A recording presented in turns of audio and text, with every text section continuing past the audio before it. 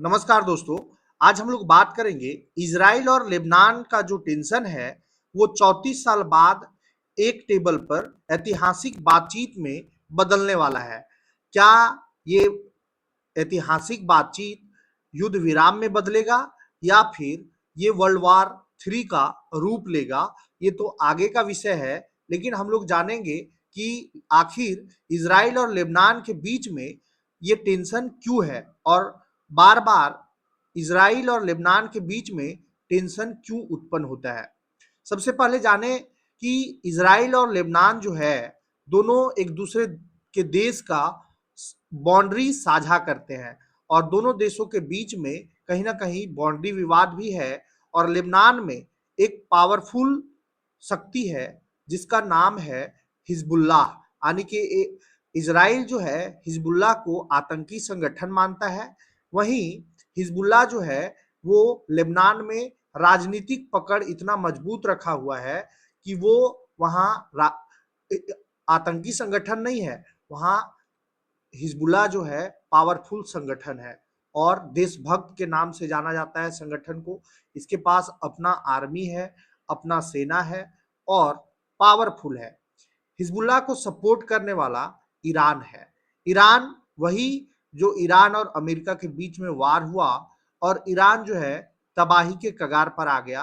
अपने supreme leader Ayatollah Ali Khamenei को खो दिया, 40 टॉप लीडर्स को खो दिया और ना जाने कितने आम नागरिक को खो दिया। अब इजराइल और लेबनान के बीच में जो पहला टेंशन है वो है हिजबुल्लाह। हिजबुल्लाह फैक्टर ये है कि इजराइल कहता है कि हिजबुल्लाह आतंकी संगठन है और हिजबुल्लाह जो है लेबनान में पावरफुल संगठन है। बात समझ लीजिए आप, लेबनान में एक शक्तिशाली संगठन है जिसका नाम है हिजबुल्लाह। इसे ईरान का समर्थन मिलता है। इजराइल इसे अपने लिए सबसे बड़ा खतरा मानता है और बॉर्डर पर रॉकेट हमले और जवाबी कार्रवाई अक्सर यहीं से शुरू होती है। और दूसरा विवाद है सीमा का विवाद, यानी बॉर्डर टेंशन। इजराइल और लेबनान के बीच आधिकारिक शांति समझौता नहीं है। ब्लू लाइन यानी कि यूएन द्वारा तय सीमा है को लेकर दोनों में मतभेद है। छोटी छोटी झड़पें बड़ी टकराव में बदल जाती है। और तीसरा है Iran versus Israel proxy war. Lebanon सीधे लड़ाई में कम, लेकिन ईरान वर्सेस इजराइल की लड़ाई का मैदान बन जाता है। ईरान हिजबुल्लाह के जरिए इजराइल पर दबाव बनाता है। और चौथा कारण है कि गाजा और हमास का असर।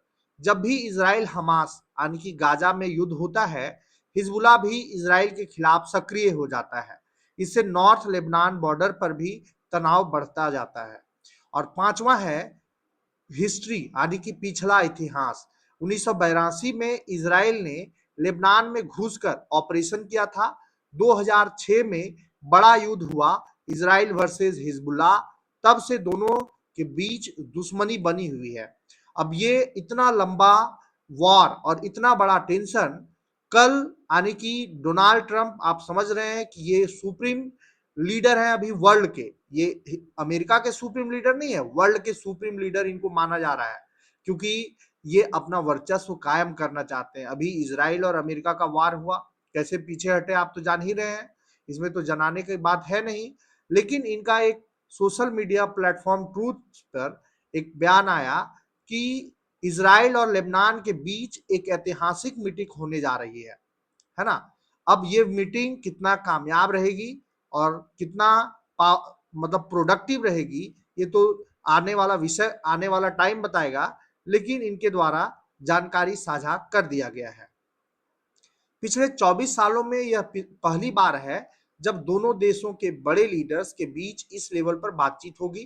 ट्रंप ने अपनी पोस्ट में खुशी जताते हुए लिखा कि वह इजराइल और लेबनान के बीच चल रहे तनाव को कम करके उन्हें थोड़ी राहत देना चाहते हैं। अमेरिका विदेश विभाग यूएस डिपार्टमेंट ऑफ स्टेट के एक बयान के अनुसार मंगलवार को अमेरिका की मेजबानी में इजराइल और लेबनान के बीच एक हाई लेवल मीटिंग हुई। साल 1993 के बाद यह पहला मौका था जब दोनों देश इस तरह एक साथ बैठे। इस मीटिंग का असली मकसद सीधे बातचीत शुरू करना और एक ऐसा फ्रेमवर्क तैयार करना है जिससे इलाके में शांति बनी रहे और सुरक्षा को लेकर आपसी तालमेल बैठ सके। डोनाल्ड ट्रंप का ट्रूथ पर जो इंफॉर्मेशन दिए हैं वो है कि trying to get a little breathing room between Israel and Lebanon, it has been a long time since the two leaders have spoken, like 34 years. It will happen tomorrow. Nice president Donald Trump. ये बड़े चेहरे meeting में शामिल होंगे। अमेरिकी विदेश विभाग की रिपोर्ट बताती है कि इस मीटिंग में अमेरिकी विदेश मंत्री मार्को रूबियो, काउंसलर माइकल नीदम और लेबनान में अमेरिकी राजदूत लीसा ए जॉनसन शामिल थे। वहीं इसराइल की तरफ से अमेरिका में उनके राजदूत एचईएल लीटर और लेबनान की तरफ से उनकी राजदूत नादा हमदेह माओवाद ने हिस्सा लिया। अमेरिका ने इस मुलाकात को एक बड़ा उपलब्धि बताता है और लेबनान सरकार की इस बात में मदद करने का वादा किया है कि वहां सिर्फ सरकारी सेना का ही कंट्रोल रहे और बाहरी दखल खत्म हो। शांति के साथ लेबनान की आर्थिक रिकवरी पर जोर दिया गया। अमेरिका चाहता है कि यह बातचीत 2024 के समझौते से भी आगे बढ़कर एक पक्के शांति समझौते में बदले। अमेरिका ने साफ किया कि कोई भी समझौता दोनों सरकारों के बीच ही होगा और इसमें अमेरिका मध्यस्थ की भूमिका निभाएगा। अमेरिकी विदेश विभाग के मुताबिक अगर यह बातचीत सफल रहती है तो लेबनान में फिर से कंस्ट्रक्शन और इकोनॉमी की पटरी पर लाने के लिए बड़ी मदद की जाएगी, जिससे दोनों देशों में इन्वेस्टमेंट के नए रास्ते खुलेंगे।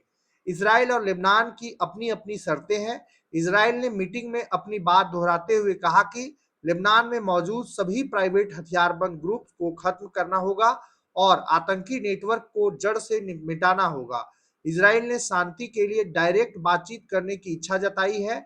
दूसरी ओर लेबनान ने नवंबर 2024 के युद्ध विराम को पूरी तरह लागू करने की मांग की है। लेबनान ने अपनी जमीन की सुरक्षा और संप्रभुता का मुद्दा उठाते हुए कहा कि युद्ध की वजह से वहां जो मानवीय संकट पैदा हुआ है उसे तुरंत दूर करना किया जाए और इस तरह से दोनों देशों के बीच में टेंशन जो है वो काफी अलग अलग मुद्दों पर है और दोनों देश जो है वो 34 साल से लड़ रहे हैं। मतलब लड़ाई तो पहले भी स्टार्ट ही था, 1982 में भी हुआ है, 2006 में भी हुआ है, लेकिन 1993 के बाद पहला ऐसा मौका है जब दोनों देश टेबल टॉक के लिए तैयार हुए हैं। अब देखिए ये टेबल टॉक कितना कामयाब होता है ये तो आने वाला वक्त बताएगा, लेकिन फिलहाल शांति नजर आ रहा है। धन्यवाद।